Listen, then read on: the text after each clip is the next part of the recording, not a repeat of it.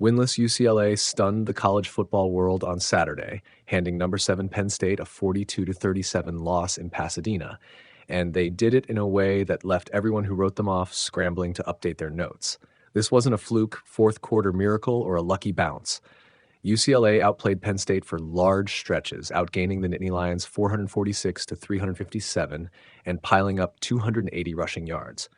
It was, quite simply, the biggest upset of the season by spread. Penn State came in as a 24.5-point favorite. Start with the context. UCLA walked into the Rose Bowl 0-4. Their losses: Utah, UNLV, New Mexico, and Northwestern. A resume that, on paper, looked closer to a mid-major than a team that could take down a top 10 power. The Bruins had gone through staff changes. Head coach Deshaun Foster was fired after the team's third loss, and defensive coordinator Ikaika Malo followed soon after. UCLA hadn't led a game all season, not one, until they opened the scoring on Saturday. Against those odds, this result matters in more ways than one. And then there's Nico Iamaleava. The freshman quarterback transferred to UCLA from Tennessee amid plenty of hype and controversy, and he delivered the kind of signature performance that makes you remember why he was such a prized recruit. Iamaleava finished 17 for 24 passing for 166 yards and 2 touchdowns, but the real headline was his running: 128 yards and 3 rushing touchdowns. He turned the backfield into a weapon, turning designed runs and scramble opportunities into consistent chunk plays. Those 128 yards on the ground were a dominant statement against a Penn State front that had its hands full all afternoon. UCLA's offense attacked Penn State from the first whistle. They were efficient, physical, and unafraid to run when bodies were available. By halftime, the Bruins led 27-7 and had amassed 370 yards of offense, a half that belonged entirely to them. That lead wasn't just built on a few broken plays. It was built on sustained, methodical drives that chewed clock and punished Penn State's defense in the trenches. For Penn State, the day quickly turned precarious. A recovery of momentum that they hoped to ride out after a tough double overtime loss to Oregon a week earlier never materialized. Turnovers and special teams miscues played their part. A critical fumble by Luke Reynolds early in the third quarter stalled a potential comeback, and a blocked punt later shifted the field position battle and narrowed the margin to single digits, giving the Nittany Lions life. They methodically chipped away, and for a while it looked like Penn State might complete the comeback. But when it mattered most, on fourth down at the UCLA 9 with the game hanging in the balance, Penn State came up short. There's a historical twist to this, too. According to the broadcast, it was the first time since 1985 that a top 10 team lost to an opponent that was 0-4 or worse. That's a statistical rarity the Nittany Lions will want to forget quickly. It also snapped a long Penn State streak, 34 straight wins over unranked opponents.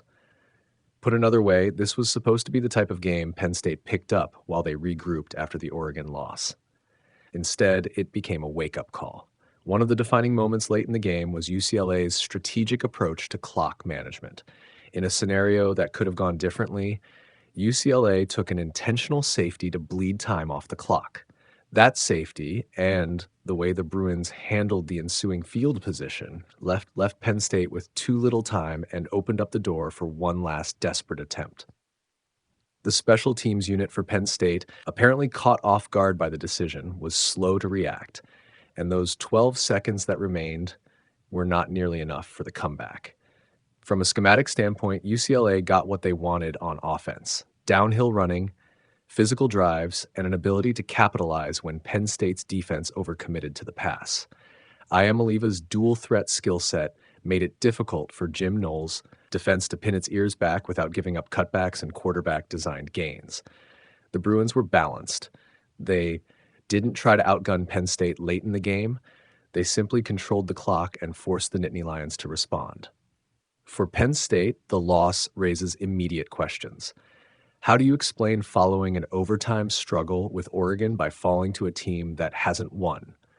James Franklin now has a 3-2 team that looks vulnerable in Big Ten play, 0-2 in conference after this game. There are schematic concerns, too. Knowles' unit has enough talent to defend a power run, but the execution wasn't there. Penn State's offense, which had been expected to dominate time of possession and keep the Bruins off the field, failed to impose that will consistently. When a top 10 team drops to 3-2 and looks shaky against lesser opponents, the margin for error in conference play disappears fast. The implications for UCLA are immediate and enormous. This is more than a single upset. It's a life raft for a program that looked adrift just days ago. A win like this gives the new interim staff some breathing room, it gives the players belief, and it injects life into a fan base that had started to lose faith. For Nico Iamaleava, it's a performance that answers a lot of questions about whether he can be the guy this program needs. For recruits, for the locker room, and for alumni, Saturday's win is a reset button. And yet, nuance matters. UCLA's early season schedule was soft, in part a slate that included non-Power 4 opponents, and losses to teams like UNLV and New Mexico raised real concerns about depth and consistency. Beating Penn State doesn't erase those earlier issues, but it does complicate the narrative. This Bruins team is capable of elite bursts of performance, and if they can find a way to clean up the mistakes that cost them earlier, they could be dangerous down the stretch. For Penn State, the road ahead is straightforward on paper, but treacherous in practice. They get a home game against Northwestern next week, a favorable matchup on the schedule where they must get back on track. The football season is long, and one loss won't define a program that's been a model of stability under Franklin. But the optics matter. Losing to a 0-4 team invites scrutiny and an immediate need for accountability. The coaches will have to correct alignment and execution errors. The players will have to respond with urgency. The larger takeaway from Saturday is simple. College football is built on volatility, especially early in the year. Top 10 rankings and big spreads can evaporate in a single afternoon when a hungry underdog plays without fear and a favored program underestimates the danger. On this day, UCLA played like a team with its hair on fire, hungry, physical, and opportunistic. Penn State played like a team that expected to win handily and found itself scrambling to answer a relentless opponent. This game will live long in both schools' season narratives. For UCLA, it's a headline-grabbing victory that could be the spark the program desperately needed. For Penn State, it's a reminder that no opponent can be underestimated and that the margin for error is razor-thin in a conference as deep as the Big Ten. Expect the conversation this week to focus on execution, adjustments, and mental toughness. Penn State has to show it can learn from this setback quickly. UCLA has to prove this win isn't a mirage.